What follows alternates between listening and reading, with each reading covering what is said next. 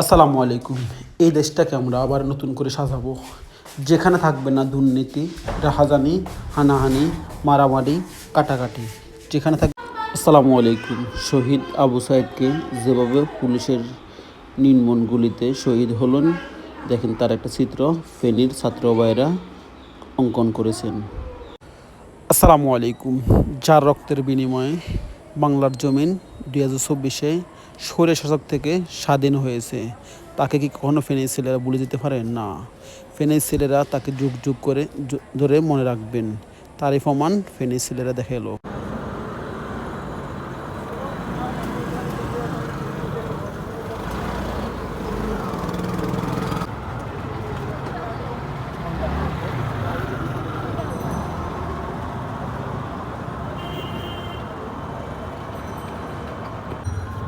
আসসালামু আলাইকুম। ফেনীর ছেলেরা আবু সাইদকে যেভাবে গুলি করে মারল,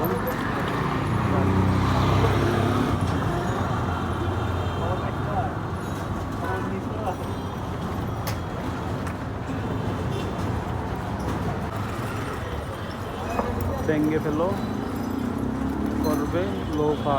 দেখো কীভাবে লোহা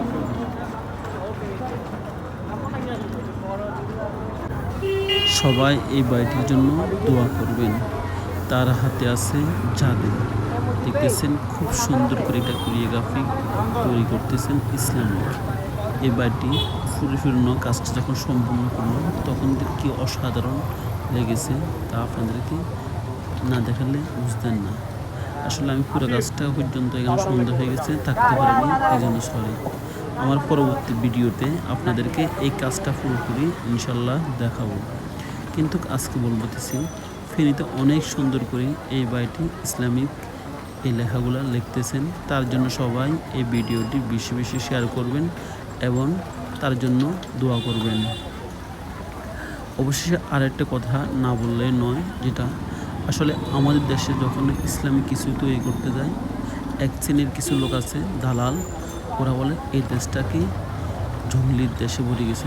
আসলে ইসলাম থাকলে যেন সব জায়গায় শান্তি আসতো, তা এই দেশের ওই সমস্ত কুলাঙ্গাররা জানে না। আসলে ইসলামই একমাত্র শান্তির ধর্ম। আপনারা যারা ইসলামকে ভালোবাসেন না, তারা একবার ইসলামে পরিপূর্ণ প্রবেশ করে দেখুন।